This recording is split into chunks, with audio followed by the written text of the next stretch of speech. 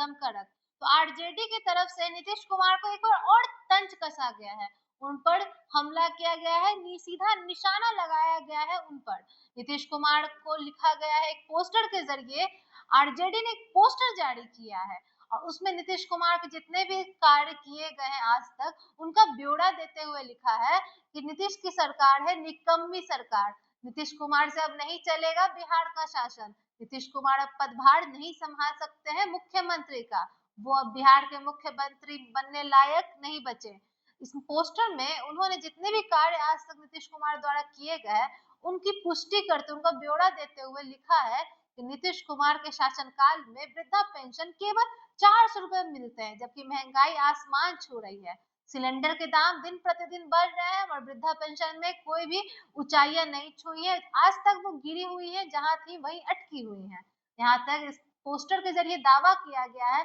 कि नीतीश कुमार के शासनकाल में छात्रों के साथ दुर्व्यवहार होता है, जब बच्चे अपने मांग रखते हैं, अपने पढ़ाई को लेकर, अपने रोजगार को लेकर मांग रखते हैं, प्रोटेस्ट करते हैं, तो उन पर लाठी चार्ज की जाती है, उनके साथ दुर्व्यवहार किया जाता है, उनको थप्पड़ मारा जाता है। साथ ही साथ इस पोस्टर में यह भी लिखा हुआ है कि नीतीश कुमार महिलाओं की इज्जत नहीं करते, उन पर अभद्र टिप्पणियां देते हैं। तो वहीं पर तेजस्वी यादव अगर शासन काल में आते हैं, पदभार संभालते हैं बिहार के मुख्यमंत्री का, भविष्य में वो बिहार के लिए बहुत अच्छा कार्य करेंगे। वो पेंशन को बढ़ाकर 1500 रुपए महीना कर देंगे, वृद्धा पेंशन को, और महिलाओं को देंगे 2500 रुपए हर महीने, ताकि महिलाओं को सशक्तिकरण प्राप्त हो सके और वो आर्थिक रूप से मजबूत हो सके। साथ ही साथ हर युवा को हर साल नौकरियां प्रदान करेंगे ताकि बिहार से पलायन बंद हो सके। नीतीश कुमार के इन सभी गलतियों को दिखाते हुए तेजस्वी यादव के इस पोस्टर में, आरजेडी के इस पोस्टर में तेजस्वी यादव को हर कार्य को जो भविष्य में वो करना चाहते हैं मुख्यमंत्री का पदभार संभाल के, उन सब की चर्चाएं की गई हैं कि भविष्य में वो सबके लिए भला करेंगे, सबको रोजगार देंगे, पलायन मुक्त करेंगे, 65% तक छात्रों को आरक्षण देंगे और महिलाओं के सशक्तिकरण पर कार्य करेंगे। और उन्होंने अभी से उन योजनाओं पर कार्य चालू कर दिए, जैसे माई बहन योजना पर कार्य चालू कर दिया है, हर महिलाओं के लिए 2500 रुपए महीना अदा करने का भी वादा किया है। उन्होंने यह भी कहा है कि भविष्य में गठबंधन की सरकार बनती है तो मैं डोमिसाइल भी लागू करूंगा, ताकि इससे हर छात्र को लाभ पहुंचे और बिहार की युवा आगे बढ़ सके और पलायन जितना हो सके उतना बंद हो।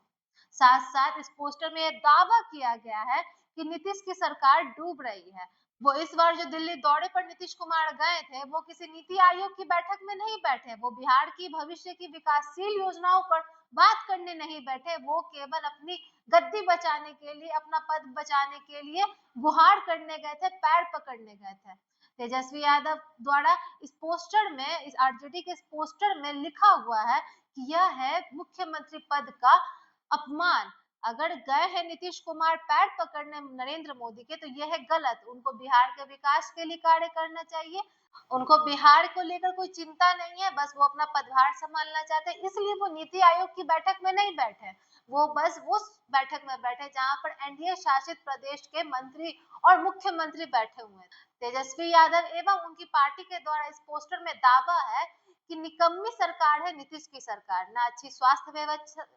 ना अच्छी स्वास्थ्य व्यवस्था है, ना सुरक्षा की है, अपराध का दर दिन पर दिन बढ़ता ही जा रहा है और स्वास्थ्य की भी कोई व्यवस्था बेहतरीन नहीं है, जिस कारण से बिहार की जनता को काफी तकलीफें पहुंचती है। इसलिए तेजस्वी यादव ने दावा किया इस पोस्टर के जरिए और वादा कर रहे हैं कि भविष्य में अगर गठबंधन होता है और उनकी सरकार बनती है और वो पदभार संभालते हैं मुख्यमंत्री का, तो वो बिहार के भविष्य के लिए, बिहार के युवाओं के लिए, बिहार की हर महिलाओं के लिए करेंगे कार्य, विकासशील कार्य करेंगे, महिलाओं का सशक्तिकरण करेंगे, युवाओं को प्रोत्साहन देंगे। यहाँ तक उन्होंने यह भी कहा है इस पोस्टर के जरिए कि खेलो और जीतो मेडल और नौकरी पाओ जैसी योजनाएं भी लाएंगे, ताकि हमारा बिहार खेल कूद में, पढ़ाई में, प्रशासन में, हर क्षेत्र में आगे रहे। इस पोस्टर के जरिए नीतीश कुमार के जितने भी कार्य आज तक रुक गए हैं या पूरी तरह से पूर्ण नहीं हुए हैं, विफल हो गए हैं, उनका ब्यौरा डाटा निकाला गया है और क्या क्या काम हुए हैं और नहीं हुए हैं, उन योजनाओं पर चर्चाएं की है